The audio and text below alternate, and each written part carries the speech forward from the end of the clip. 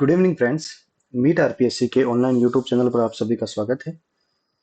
हमने NCERT series प्रारंभ करी थी जिसमें हमने कक्षा 6 की इतिहास पुस्तक पढ़ना प्रारंभ किया, जिसमें हमने अभी तक 2 अध्याय हम कंप्लीट कर चुके हैं। आज हम उसी सीरीज को आगे बढ़ाते हुए अगला चैप्टर पढ़ने जा रहे हैं, अध्याय 3, जिसका नाम है आरंभिक नगर। ये आपकी ये जो आपकी सीरीज है ये आगामी सभी भर्ती परीक्षाओं के लिए आपके लिए उपयोगी साबित होगी, इसलिए वीडियो को अंत तक देखना। वो जितने भी इंपॉर्टेंट जो फैक्ट है वो आपकी जो नोटबुक है उसमें आप ऐड कर सकते हैं।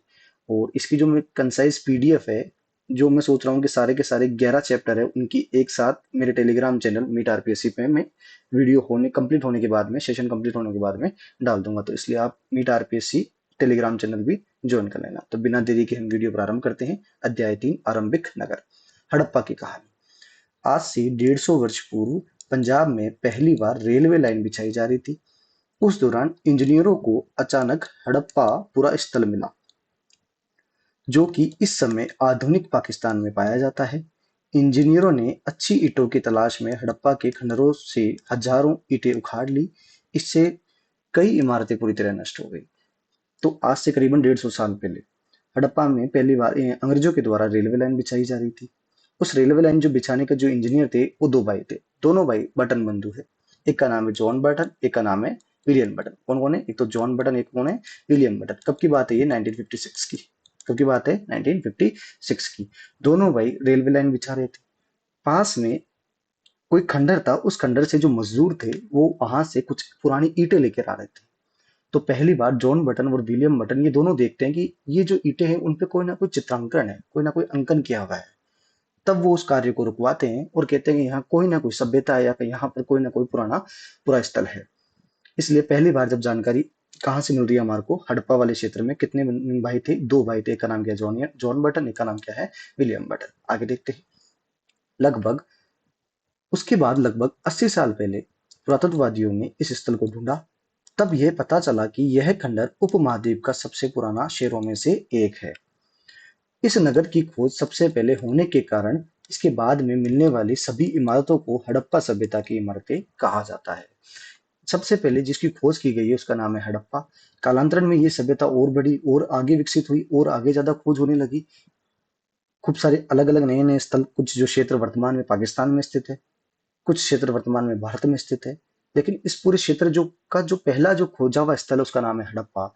इसलिए इन इमारतों का नाम भी क्या पड़ गया? हाँ, हड़प्पा सभ्यता की इमारतें।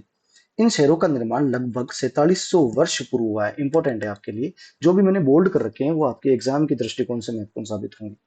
तो इनका शहरों का निर्माण कब से प्रारंभ हो रहा है? 4700 वर्ष पूर्व से हुआ था। कालक्रम की दृष्टि से यह सभ्यता मिस्र व मेसोपोटामिया की प्राचीन सभ्यता के समकालीन है। कई बार सवाल पूछा गया, हड़प्पा सभ्यता किन किन सभ्यताओं के समकालीन है? तो एक तो मिस्र की सभ्यता, एक आप देखना इराक ईरान वाले क्षेत्र में एक सभ्यता है, कौन सा? मेसोपोटामिया। इन दोनों की क्या है? समकालीन है। नेक्स्ट देखते हैं हम। ये उस समय का पूरा चित्रण है, मानचित्र। सिंधु, सिंधु की सहायक नदी, सिंधु की खूब सारी सहायक नदी, झेलम, चिनाब, रावी। यहीं पर क्षेत्र मिलता है रावी के, यहीं पर मिलता है कौन सा बेटा? हड़प्पा। तो कई बार पूछा गया है। रावी नदी के पास में कौन सा स्थल मिला था? हड़प्पा। और जो सिंधु नदी है उसके पास में कौन सा मिलता है? मोहनजोदड़ो। कौन सा मिलता है? मोहनजोदड़ो। ये दोनों वर्तमान में पाकिस्तान में स्थित है। एक है झुंझुनू, ये भी वर्तमान में पाकिस्तान में स्थित है। गुजरात से हमारे कौन कौन सा मिलता है? एक तो धोलावीरा, एक है सुरकोटड़ा, एक है लोथल। लोथल आप जानते होंगे। राजस्थान से हमारे को मिलता है कालीबंगा। और ऊपरी हरियाणा वाले बेल्ट में कौन सा मिलता है? राखी गढ़ी वाले क्षेत्र। ये सारे के सारे कौन से स्थल है? हड़प्पा वाले क्षेत्र है। नेक्स्ट देखते हैं हम। हड़प्पा की नगरों की विशेषता मोस्ट इंपोर्टेंट है, कई बार यहाँ से क्वेश्चन पूछा जाता है और बेसिक है आपके लिए। हड़प्पा में कई नगरों को 2 या उससे अधिक हिस्सों में विभाजित किए गए थे। इनमें सामान्यतः पश्चिम भाग छोटा था लेकिन ऊंचाई पे, वे पूर्वी भाग बड़ा था लेकिन निचले हिस्से में बना होता था। सिंपल समझने की बात है कि हड़प्पा में जो पूरी की जो सभ्यताएं थी वो किसी ना किसी नदी के किनारे थी। एक बार आप समझना, ये यहाँ पर नदी जा रही है, नदी के किनारे सभ्यताओं का विकास हुआ। जो भी सभ्यता वाला जो क्षेत्र था वो 2 भागों में विभाजित किया गया। कितने भागों में विभाजित किया गया? तो एक तो ये वाला क्षेत्र, ये तो है पश्चिम। ये वाला कौन सा है? पूर्वी वाला क्षेत्र। जो ये जो पश्चिम वाला क्षेत्र है, ये हम जब पुरातत्ववादियों के द्वारा जब इनको देखा गया, इनके साक्ष्य मिले, तब लगा कि जो पश्चिम वाला क्षेत्र है ये थोड़ा ऊंचाई पे बना हुआ है। ये थोड़ा, देखिए ये लिखा हुआ, ये ऊंचाई पर स्थित है। लेकिन जो पूर्वी भाग वाला ये वाला हिस्सा है, ये निचला हिस्सा है। फिर सेकंड चीज और मिलने की कि पुरातत्ववादियों को लगा कि ऊंचाई वाले भाग को नगर दुर्ग व निचले हिस्से को निचला नगर कहा है। जो ऊंचाई वाला जो पश्चिमी वाला क्षेत्र है वहां पर थोड़ा सा दुर्गीकृत मिलता है, थोड़ा सा ऊंचाई पर था, साथ में दुर्ग के अवशेष में मिलते हैं। और जो पूर्व वाला क्षेत्र है यहाँ पर नगरों के अवशेष मिलते हैं। इससे अनुमान लगाया गया कि भाई पश्चिम वाला जो क्षेत्र है वहां पर हो सकता है शासक वर्ग रहता हो। और आगे और देखा गया कि यहाँ पर जो शासक था वो पुरोहित वर्ग का शासन था। कौन से वर्ग का शासन था? पुरोहित वर्ग का। और जो इधर वाला क्षेत्र है जो पूर्वी है उस क्षेत्र में कौन रहते थे? आम जनता रहती थी। और जो ये पूरा क्षेत्र है, जो पूरा क्षेत्र नगर वाला क्षेत्र है, इसको चार दीवारी से पक्की ईंटों से चारों इसके चारों तरफ चार दीवारी बनाई जाती थी, जिसको हम आम भाषा में परकोटा भी कहते हैं। तो पुरातत्ववादियों ने ऊंचाई वाले भाग को नगर दुर्ग कहा, निचले हिस्से वाले भाग को निचला नगर कहा, और चार दीवारियों से इनकी पक्की ईंटें भी बनाई जाती थी। आपको सिंपल सा ध्यान रखना है कि हड़प्पा कालीन नगरों की विशेषताएं कई बार आपके मेंस वगैरह में बहुत काम आती है कि दो भागों में बांटा गया था, एक कौन सा? पूर्वी भाग, एक कौन सा? पश्चिमी। गढ़ी क्षेत्र किसको कहते हैं? पश्चिमी भाग को। पूर्वी भाग में कौन से लोग रहते थे? आम जनता रहती थी। नेक्स्ट देखते हैं, कुछ नगरों में नगर दुर्ग में कुछ खास इमारतें बनाई गई थी। मिसाल के तौर पर मोहनजोदड़ो में एक खास तालाब बनाया गया है जिसे पुरातत्ववादियों ने महान स्नानागार कहा है। तो मोहनजोदड़ो से हमारे को एक तालाब मिलता है जिसे पुरातत्ववादियों ने क्या नाम दिया है? महान स्नानागार किया है। इस तालाब को इस तालाब को बनाने में ईंट व प्लास्टर का इस्तेमाल किया गया है। इसमें पानी का रिसाव रोकने के लिए ईंटों पर प्लास्टर के ऊपर चारकोल व बिटुमिन्स का लेप लगाया गया। मोस्ट इंपोर्टेंट है, कई बार पूछा गया है कि मोहनजोदड़ो में जो महान स्नानागार मिला है उसमें पानी के रिसाव को रोकने के लिए किसका प्रयोग किया गया? तो एक तो चारकोल का, एक किसका है? बिटुमिन्स का। इसके दोनों तरफ उतरने के लिए सीढ़ियां बनाई गई थी। चारों ओर कमरे बनाए गए थे। इसमें भरने के लिए पानी के पानी कुएं से निकाले जाते थे। उसके बाद में इसे खाली कर दिया जाता था। शायद यह विशिष्ट नागरिकों के विशेष अवसरों पर इसमें स्नान कराया जाता होगा। हमारे पास इसका एक चित्र भी है जो एनसीईआरटी में दिया हुआ है। ये इस प्रकार का ये है विशाल स्नानागार। आप देख सकते हैं इसके दोनों साइड में ये वाले जो क्षेत्र है, यहाँ पर दोनों साइड में क्या बन रखी है? सीढ़ियां बन रखी है। इस साइड ये कमरे बन रखे हैं विशिष्ट, ये सारे के सारे कमरे हैं। हो सकता है कि भाई यहाँ पर चेंजिंग रूम हो और कुछ विशिष्ट अतिथियों के समय यहाँ पर कोई विशेष आयोजन करवाया जाता हो। तो ये क्या मिला? कहाँ से मिला हमारे को? मोहनजोदड़ो से। क्या मिला? ये विशाल स्नानागार। नेक्स्ट देखते हैं। और इसके जो रिसाव के लिए किसका उपयोग किया जाता था? बिटुमिन्स व चारकोल के लेप का। हड़प्पा से प्राप्त हड़प्पा से प्राप्त विभिन्न नगरों में एक तो कालीबंगा और एक लोथल। इन नगरों से हमारे को किसके साक्ष्य मिलते हैं? अग्निकुंड के साक्ष्य मिलते हैं। इंपॉर्टेंट है। राजस्थान की दृष्टि से आपके लिए कालीबंगा मोस्ट इंपॉर्टेंट है कि कालीबंगा से किसके अवशेष मिल रहे हैं? अग्निकुंड से। और गुजरात में लोथल से किसके अवशेष मिल रहे हैं? अग्निकुंड से। इससे क्या माना कि संभवतः यहाँ पर क्या होता था? यज्ञ होता था। नेक्स्ट देखते हैं। हड़प्पा, मोहनजोदड़ो और लोथल जैसे कुछ नगरों में बड़े बड़े भंडार गृह मिले हैं। कई हड़प्पा नगरों में मिट्टी के खिलौने भी प्राप्त होते हैं। तो हड़प्पा, मोहनजोदड़ो, लोथल, यहाँ से क्या मिलता है? हमारे को भंडार गृह मिलते हैं। हम पढ़ते हैं कि हड़प्पा में हमारे को टोटल भंडार गृह में 12 कमरे मिलते हैं। 6 कमरे एक साइड बने हुए हैं और 6 कमरे इस साइड। ये पूरा इस प्रकार से पूरा भंडार गृह बनाया गया था। कहाँ से मिला हमारे को? हड़प्पा से। हड़प्पा नगर आधुनिक पाकिस्तान के पंजाब और सिंध प्रांत तथा भारत के गुजरात, राजस्थान, हरियाणा, पंजाब प्रांत में मिले हैं। हड़प्पा के जितने भी नगर है वो दो भागों में बढ़ जाते हैं भारत की आजादी के पश्चात, भारत विभाजन के पश्चात भी हम कह सकते हैं। एक तो जो पाकिस्तान में चला गया वो क्षेत्र, वहां पर पंजाब और सिंध, और जो भारत में है वो गुजरात, राजस्थान, हरियाणा व पंजाब प्रांत में मिलते हैं। सभी स्थलों से पुरातत्वविदों ने अनोखी वस्तुएं मिलती है, जैसे मिट्टी के लाल बर्तन मिले हैं। कौन से रंग के बर्तन मिले? लाल, जिन पर काले रंग का चित्रण बना हुआ है। पत्थर के बाट मिलते हैं हमारे को, कुछ मोहरे मिलती है, मनके मिलते हैं। तांबे के उपकरण आदि कहाँ से प्राप्त होते हैं? हमारे को हड़प्पा वाले क्षेत्रों से प्राप्त होते हैं। नेक्स्ट देखते हैं। भवन, नालियां व सड़कें। या भवन, नाले है, सड़कें। हड़प्पा सभ्यता में घर, नाले, सड़कों का निर्माण योजनाबद्ध तरीके से एक साथ ही किया जाता था। इन नगरों में घर आमतौर पर एक या दो मंजिल के होते थे। अधिकांश घरों में एक अलग स्नानागार होता था। तो कुछ घरों में क्या मिलते हैं हमारे को? कुएं के साक्ष्य भी मिलते हैं। ये इसकी महत्वपूर्ण विशेषता है कि हड़प्पा वाली सभ्यता ग्रामीण सभ्यता है या शहरी सभ्यता है? तो हड़प्पा की जो सभ्यता है वो कौन सी है साहब? शहरी सभ्यता है। कौन सी है? शहरी सभ्यता है। क्यों? क्योंकि देखो यहाँ से हमारे को नालों के अवशेष मिलते हैं, साथ में किसके अवशेष मिल रहे हैं हमारे को? सड़कों के अवशेष मिल रहे हैं। इनमें से कई नगरों में जो नाले थे वो ढके हुए होते हैं। नालियां, खूब सारी नालियां ढकी हुई मिलती है। नालों के ढके होने के कारण इनमें जगह जगह पर मेन होल दिया जाता था, जिनके जरिए उनकी देखभाल की जा सकती थी। हम आगे देखेंगे एक मैप के जरिए कि भाई किस प्रकार से यहाँ पर एक मेन होल बनाया जाता था। हर नाली में हल्की ढलान और होती थी। ताकि पानी आसानी से भेज सके। अक्सर घरों की नालियों को सड़कों की नालियों से जोड़ दिया जाता था, जो बाद में बड़े नालों में मिल जाती थी। जो वर्तमान की विशेषता है, ये उस समय हड़प्पा में भी सेम वही विशेषता थी। आज भी नालियों में आप देखना, हम घरों में मेन होल छोड़ते हैं इस प्रकार का। जैसे मान लो ये नालियां जा रही है, यहाँ पर एक मेन होल छोड़ा जाता है, उस पर हम जाली वगैरह लगाते हैं ताकि हम कचरा वगैरह इकट्ठा कर सके, लास्ट में उसको साफ कर सकें। और आज भी नालियों को हम किसी ना किसी बड़े नाले से जोड़ते हैं, और उस समय की जो विशेषता थी वो भी सेम ही थी। नेक्स्ट देखते हैं। ये इस प्रकार की नालियां हैं। ये मेन रोड है पूरी की पूरी, ये वाला पूरा रोड वाला हिस्सा है। और ये जो इधर आपको दिख रही है, ये पूरा क्षेत्र किसका है? ये नालियां हैं पूरी की पूरी। कुछ नालियां यहाँ पर आपको ढकी भी मिलेगी, बाकी कुछ ओपन मिलती है। ये पूरा का पूरा ये मेन हॉल है। ये कौन सा हॉल है? मेन हॉल के नीचे हमारे को अवशेष मिलते हैं। कहाँ से मिलेगी हमारे को? हड़प्पा वाले क्षेत्र से। नेक्स्ट देखते हैं। नगरीय जीवन। यहाँ के लोगों में हलचल बनी रहती थी। हड़प्पा हड़प्पा के नगरों में नगर की खास इमारतों की योजना में जुटे हुए रहने वाले लोग यहाँ के शासक थे। यहाँ शासन लोगों को बचकर दूर दूर से, यहाँ पर जो शासक थे वो लोगों को लोगों को भेजकर दूर दूर से धातु, बहुमूल्य पत्थर व अन्य उपयोगी चीजें मंगवाते थे। कुछ लोग हो सकता है कि शासक वर्ग रहे हो, जिनका काम क्या था कि भाई नगर में जो इमारतें थी उनका योजनाबद्ध तरीके से निर्माण करवाना। वो कुछ लोगों को भेजते थे ताकि क्या ला सके? धातु, बहुमूल्य पत्थर व अन्य उपयोगी चीज। नगरों में शासक वर्ग के अलावा लिपिक शिल्पकार भी रहते थे। लिपिक मोहरों पर तो लिखते ही थे, साथ में शायद हो सकता है अन्य चीजों पर भी लिखते हो। इन नगरों में शिल्पकार स्त्री व पुरुष भी रहते थे, जो अपने घरों और उद्योग स्थलों में तरह तरह की चीज बनाते होंगे। तो ये उनकी कौन सी विशेषता है? नगरीय विशेषता है। नेक्स्ट देखते हैं। नगर व नए शिल्प। पुरातत्वविदों को अनेक चीजें हड़प्पा स्थल से प्राप्त होती है। उनमें अधिकतर पत्थर, शंख, तांबा, कांस्य, सोना, चांदी जैसी धातुओं से बनाई गई थी। सोने और चांदी के गहने मिलते हैं, बर्तन मिलते हैं, तांबे और कांस्य के औजार मिलते हैं, हथियार, गहने, बर्तन आदि बनाए जाते थे। यहाँ के लोग पत्थर की मोहरें बनाते थे। इन्हें आयताकार मोहरे पर जानवरों के चित्र और मिलते थे। यहाँ पर मिली सबसे आकर्षक जो वस्तुएं हैं, उनमें एक तो मनके, बाट और फलक। ये तीन चीजें हैं। कौन कौन से? एक तो मनके, साथ में जो मापतोल के लिए किसका प्रयोग किया जाता है? बाट, और फलक का प्रयोग किया जाता है। हड़प्पा के नगरों में मनकों के निर्माण के लिए कार्नेलियम पत्थरों का उपयोग किया जाता था। मोस्ट इंपोर्टेंट है। हड़प्पा में जो मनके बनाए जाते थे वो मेसोपोटामिया से आयात होते थे। उस पत्थर का नाम क्या है? कार्नेलियम पत्थर। बाट बनाने के लिए भी सामान्यतः चट पत्थर का प्रयोग किया जाता था। तो मनके बनाने के लिए तो किसका प्रयोग कर रहे हैं? कार्नेलियम का। और बाट के लिए किसका? चट पत्थर का प्रयोग कर रहे हैं। इन्हें शायद बहुमूल्य पत्थर व धातुओं को तोलने के लिए बनाया जाता था। नेक्स्ट देखते हैं। ये ये आपके भाई बाट का चित्रण है, और ये आपके कालीन पत्थर का पूरा चित्रण मिलता है। मोहनजोदड़ो से हमारे को एक व्यक्ति की पत्थर से बनी मूर्ति मिलती है। मोस्ट इंपोर्टेंट है, कई बार पूछा गया है कि मोहनजोदड़ो से हमारे को एक व्यक्ति की पत्थर से बनी मूर्ति मिलती है।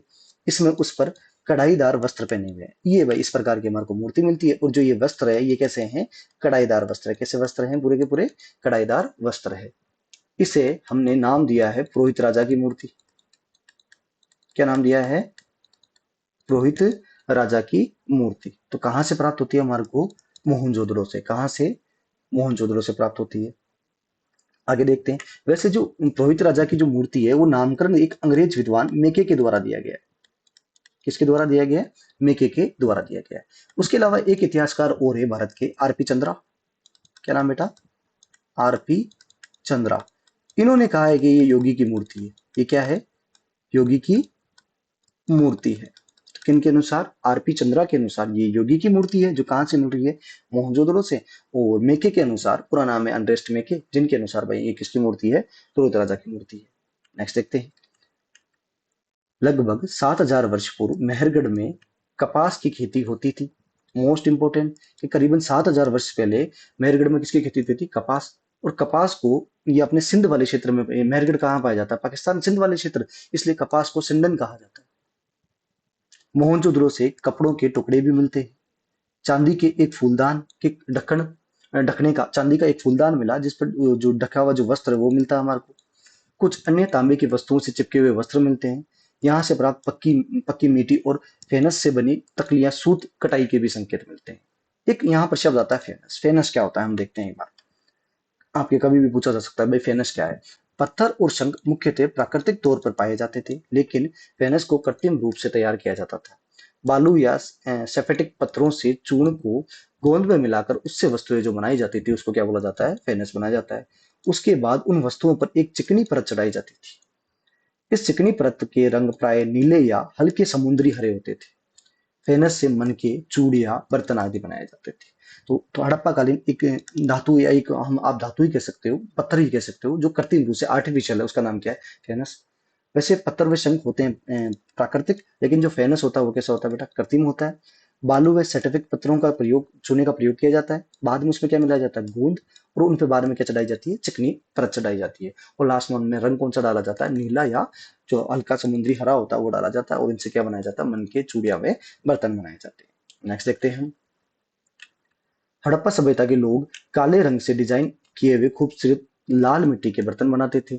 इन बर्तनों के ऊपरी हिस्सों पर लाल रंग की पुताई कर दी जाती थी, और निचले हिस्सों पर काले रंग से विभिन्न प्रकार की चित्रकारी भी की जाती थी। तो आप सिंपल सा ध्यान रखना, जो हड़प्पा से जो मध्यभांड मिले वो हमारे को ज्यादा या तो काले रंग या लाल रंग के मिलते हैं, और इन पर क्या मिलती है, हमारे को चित्रकारी मिलती है। नेक्स्ट देखते हैं कच्चे माल की खोज में। अब कहीं ना कहीं से तो इनके लिए कच्चा माल आया हो। तो कच्चे माल उसे कहते हैं जो या तो प्राकृतिक रूप से प्राप्त हो, या किसी किसान द्वारा या पशुपालकों के द्वारा उसका क्या होता हो, उत्पादन होता हो। जैसे किसान के द्वारा पैदा किया जाने वाला कपास कच्चा माल है, तथा लकड़ी व धातुओं से अयस्क प्राकृतिक रूप से कच्चा माल है। कि जैसे भाई कोई किसान है, वो कपास पैदा कर रहा था, वो क्या हो गया, कच्चा माल हो गया। कपास से कालांतरण में क्या बनता है, वस्त्र बनता है। वैसे लकड़ी व धातु ये क्या हो गई, प्राकृतिक रूप से कच्चा माल है। हड़प्पा के लोगों को चीजें वहीं पर मिलती थी, लेकिन तांबे का आयात राजस्थान व पश्चिमी एशियाई देश जैसे ओमान से मिलता है। ओमान से भी किया जाता था। इंपॉर्टेंट है कि जो तांबे का है, हम देख सकते हैं कि भाई कहाँ से, राजस्थान, राजस्थान में तांबे की खान मिलती, खितरी, वहां से हो सकता है कि भाई इनका आयात किया जाता हो। और एक पश्चिमी एशिया का नाम, पश्चिम एशिया का देश कौन सा, ओमान, वहां से भी किसका, तांबे का आयात किया जाता था। एक धातु और होती टीन। टीन का जो आयात है वो आधुनिक ईरान व अफगानिस्तान से किया जाता था। सोने का जो आयात है वो आधुनिक कर्नाटक व बहुमूल्य पत्थरों का आयात गुजरात, ईरान, अफगानिस्तान से किया जाता था। तो हमें सिंपल से ध्यान रखना है, जो तांबा मिलता था वो राजस्थान से, टीन कहाँ से, ईरान, अफगानिस्तान, सोना कहाँ से, कर्नाटक, और बहुमूल्य पत्थर कहाँ से होते थे, ज्यादातर गुजरात, ईरान व अफगानिस्तान से पाए जाते थे या लाए जाते थे। लोग नगरों के अलावा गांवों में भी रहते थे। लोग नगरों के अलावा कहाँ रहते थे, गांवों में रहते थे। इनमें कर्षक व चारवाह प्रमुख थे। ये लोग ही खाने का सामान शासकों को, लेखकों को व दस्तकारों को भी देते थे। हड़प्पा के लोग गेहूं, जौ, दाल, मटर, धान, तिल, सरसों आदि आदि उगाते थे। इंपॉर्टेंट है, कई बार पूछा गया। हड़प्पा के लोग गेहूं, जौ, चावल, मटर, धान, तिल व सरसों आदि उगाते थे। हल का प्रयोग भी करते थे जुताई के लिए। एक नई बात, हल का प्रयोग भी एक नई बात थी। यह हल लकड़ी के बने होते थे, इस कारण नहीं बच पाए थे। लेकिन कुछ जो हल थे वो मिट्टी के बने हुए थे, वो कालांतर में बच जाते। तो या तो हल, अब वर्तमान में तो हम हल लोहे का बनाते हैं, लेकिन उस समय या तो मिट्टी का हल मिलता है या किसका मिलता है, लकड़ी का। जो लकड़ी के हल थे वो सारे के सारे समाप्त हो गए। कुछ मिट्टी के हल हमारे को प्राप्त होते हैं। इस क्षेत्र में कम वर्षा होती थी, इस कारण सिंचाई के लिए पर्याप्त जल वर्षा प्राप्त नहीं होता था। यहाँ से सिंचाई के लिए लोगों ने पानी का संचय किया होगा, आवश्यकता पड़ने पर उनसे फसलों की सिंचाई की होगी। तो यहाँ पर जो आप देखते हैं हड़प्पा वाला क्षेत्र, यहाँ पर वर्षा कम होती थी, तो हो सकता है कि लोगों के द्वारा खूब सारे तालाब बनाए गए हो, ताकि क्या हो सके, जल का संचय हो सके, और उसी से क्या होती हो, सिंचाई वगैरह होती है। नेक्स्ट देखते हैं। ये आपके एक हल मिलता है हमारे को इस प्रकार का। ये पूरा ये जो आप देख रहे हैं वो एक हल मिलता है हमारे को। उसके अलावा देखिए, गुजरात में हड़प्पा कालीन नगरों का सूक्ष्म निरीक्षण। हड़प्पा स्थल सिंधु की सहायक नदी रावी के तट पर है। मोस्ट इंपोर्टेंट, हड़प्पा स्थल कौन सी नदी, सिंधु की सहायक कौन सी है, रावी, उसके स्थान उसके तट पर स्थित है।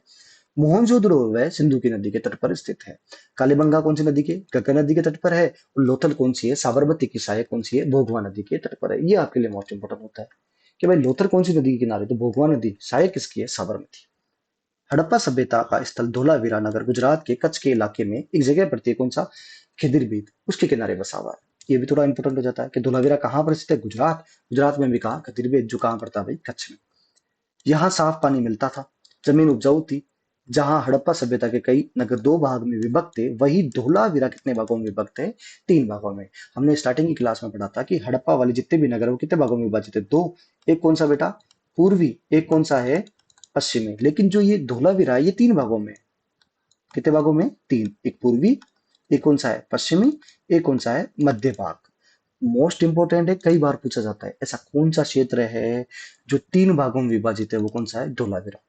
नेक्स्ट देखते हैं, इसके हर हिस्से में चारों ओर पत्थर की ऊंची ऊंची दीवारें बनाई गई है। इसके अंदर जाने के लिए बड़े बड़े गेट का भी या बड़े बड़े प्रवेश द्वार भी बनाए गए हैं। कहाँ पर बनाए गए? धोलावीरा में। नेक्स्ट देखते हैं, इसी नगर में एक धोलावीरा से हमारे को एक खुला मैदान भी मिलता है। हो सकता है वहां सार्वजनिक कार्यक्रम होता हो। और यहीं से हमारे को हड़प्पा लिपि में बड़े बड़े अक्षरों के पत्थर में खुदा हुआ प्राप्त होता है। यहीं से हमारे को एक साइन बोर्ड भी मिलता है, जो जिस पर कौन सी लिपि मिलती है हमारे को? हड़प्पा लिपि। उस पर कुछ बड़े बड़े अक्षर और प्राप्त होते हैं। कहाँ से प्राप्त हो रहे हैं? धोलावीरा से। इन अभिलेखों को संभावित लकड़ी में जड़ा गया होगा। ये एक अनोखा अवशेष था, क्योंकि आमतौर पर जो हड़प्पा के लेख हमारे को मिलते हैं वो मोहर जैसी वस्तुओं पर पाए जाते हैं। तो मोस्ट इंपोर्टेंट, धोलावीरा में हमारे को क्या मिलता है? खुला मैदान, जहां पर क्या होता होगा? सार्वजनिक कार्यक्रम। और यहाँ से हमारे को हड़प्पा लिपि में एक बड़े बड़े अक्षरों का एक क्या मिलता है? लेख मिलता है, या साइन बोर्ड प्राप्त होता है। कहाँ से प्राप्त होता है? सूचना पट भी कहते हैं हिंदी में, और इंग्लिश में क्या बोला जाता है उसको? साइन बोर्ड प्राप्त होता है। गुजरात की खंभात की खाड़ी में मिलने वाली साबरमती की एक उपनदी भोगवा नदी के किनारे लोथल नगर एक ऐसे स्थान पर बसा था जहां पर कीमती पत्थर जैसे कच्चा माल आसानी से मिल जाता था। यह पत्थर यह पत्थरों, शंखों, धातुओं से बनाई गई चीजों का महत्वपूर्ण केंद्र था। ये एक बंदरगाह था। मोस्ट इंपोर्टेंट, लोथल क्या है? एक बंदरगाह है। उसके अलावा आप देखिए सारे के सारे कच्चा माल या कीमती पत्थर के बारे में बताया जा रहा है। इसलिए लोथल एक व्यापारिक नगर और है। लोथल कौन सा नगर है? एक व्यापारिक नगर का प्रमुख केंद्र था। यहाँ पर एक क्या मिलता है हमारे को? एक बंदरगाह, जहां समुद्र के रास्ते आने वाले जहाजों के रुकने के लिए क्या बनाया गया था? तालाब बनाया था। इस तालाब से जहाज पर माल चढ़ाया उतारा जाता था। यहाँ एक भंडार गृह भी प्राप्त होता है, और इस भंडार गृह में खूब सारी मोहरें भी हमारे को प्राप्त होती है। तो लोथल क्या है? एक लोथल कौन सी नदी किनारे? यहाँ से जो क्वेश्चन बनता है वो गोवा नदी के किनारे हैं। और यहाँ से हमारे को क्या मिलता है? कीमती पत्थर मिलते हैं, वो कच्चा माल, व्यापारिक नगर भी कह सकते हैं हम। और ये क्या है? बंदरगाह है, जहां पर भाई जहाज रुकने के लिए क्या बनाया गया था? तालाब बनाया गया था। नेक्स्ट देखते हैं हम, मुद्रा, मोहर, मुद्रांकन या मोहरबंदी। मोहरों का प्रयोग सामान से भरे हुए उन डिब्बों या थैलों को चिन्हित करने के लिए किया जाता होगा जिन्हें एक जगह से दूसरी जगह भेजा जाता था।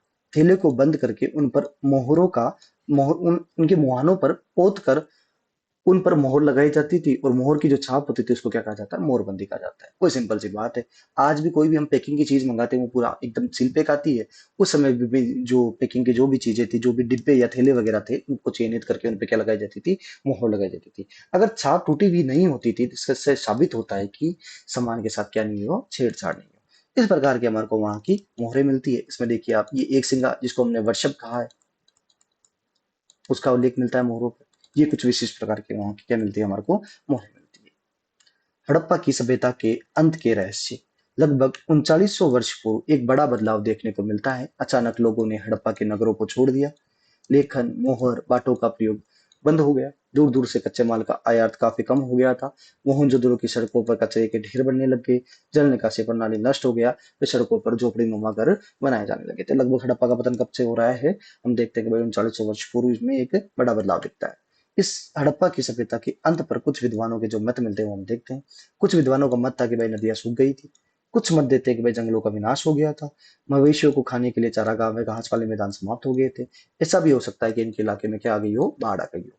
कुछ का मानना था कि शासकों का नियंत्रण समाप्त हो गया हो। इसमें कई बार हमारे खूब सारे उदाहरण मिलते हैं, लेकिन हम कह सकते हैं कि भाई इतनी बड़ी सभ्यता के इतने कोई छोटे मोटे उदाहरण हम, या इतने छोटे मोटे मत नहीं हो सकते, लेकिन खूब सारे इसके मत है। हो सकता हो भाई नदियों सूख गई हो, जंगलों का विनाश हो गया हो, या बाढ़ वगैरह आ गई हो। आगे देखते हैं, ये मत अलग अलग विद्वानों द्वारा अलग अलग तर्कों के साथ दिए गए हैं। जो भी हुआ, परिवर्तन का असर स्पष्ट दिखाई देता है। आधुनिक पाकिस्तान के सिंध व पंजाब की बस्तियां उजड़ गई थी। कई लोग पूरब की ओर दक्षिण के क्षेत्रों की नई बस्तियों में जाकर बस गए, और लगभग 1400 वर्ष, लगभग 2500 वर्ष पूर्व नए नगरों का विकास हुआ। तो हड़प्पा वाले क्षेत्र से आप देख सकते हैं कि जैसे हड़प्पा वाला क्षेत्र का पतन होता है, अब ये देखिए दक्षिण राजस्थान, यहाँ पर भाई सिंधु नदी, यहाँ पर सिंधु नदी के वाले क्षेत्र में जब पतन होता है तो कुछ लोग भाई कौन से क्षेत्र में आ गए थे? पूर्व वाले में। यहाँ पर जो ये मुख्य नदी है कौन सी है? गंगा नदी। कौन सी नदी है? गंगा नदी। अब मैंने आपको बताया था, हम पहली क्लास में पढ़ते हैं कि जब मानव द्वारा सभ्यता का विकास किया जा रहा है तो वो हमेशा किसके किनारे हो रहा है? नदियों के किनारे। तो यहाँ से सिंधु का जैसे पतन होता है, हड़प्पा का जैसे पतन होता है, ये लोग कौन सी नदियों के मैदान में आ गए थे? गंगा नदी के मैदानी भागों में आ गए थे। ये आपके भाई चैप्टर नंबर 3 था, आरंभिक नगर। उम्मीद करता हूँ आपको क्लास अच्छी लगी होगी। अपने दोस्तों को भी शेयर करना, वीडियो को लाइक करना, और चैनल को सब्सक्राइब करना। Thank you so much. मिलते हैं नेक्स्ट वीडियो में।